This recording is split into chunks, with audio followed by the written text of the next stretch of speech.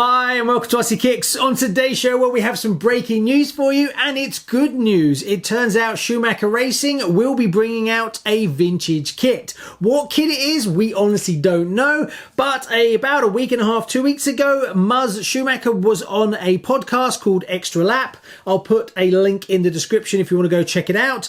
And it was at 58 minutes 35. He was asked a question regarding vintage kits, and apparently there is stuff in the pipeline, but due to COVID and manufacturing delays, it's taking longer than expected.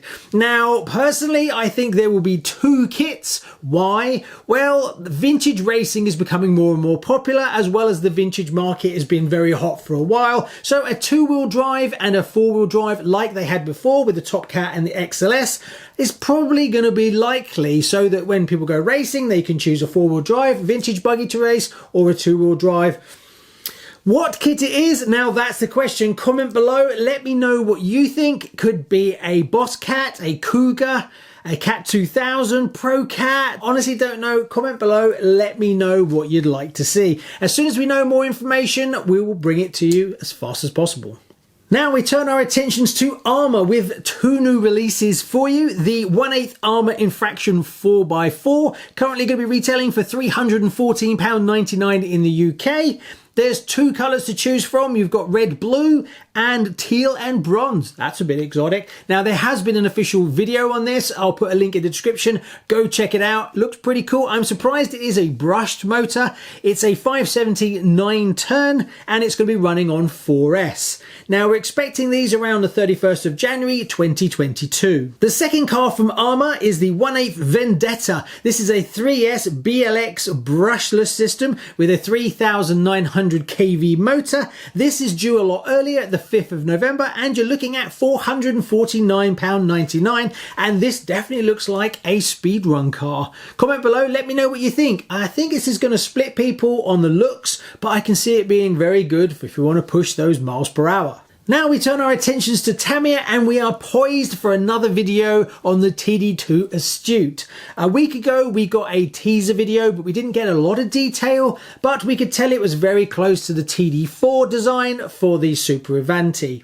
I think it's still a little bit earlier before we get a full in-depth look at the TD2, but hopefully we'll see a running video which should give us a bit more information about this car. As soon as we know more, I'll be back to fill you in.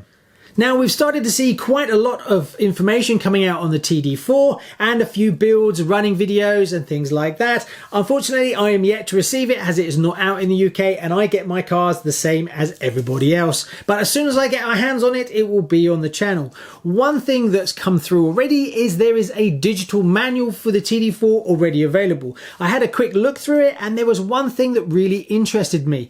If you go to page 10, I'll put a link in the description. Step 17, Part A15. These side plates are removable. I wasn't sure whether they were part of the casting of the chassis or they are separate, and they are. What does this mean, and why am I so excited? Well, it looks very much like there will be a battery that can go sideways across the chassis, not just down the chassis like in the Super Avanti. Is this what we're going to see from the Astute, that the battery runs across the chassis, or will you be able to change the Super Avanti to run a sideward battery? I honestly don't know without digging into the chassis and having a look, but it does look very possible, which for a lot of people that will be a good thing, because a lot of people are put off by the way that you have to fit the battery underneath the front suspension by removing screws and disconnecting bits and bobs.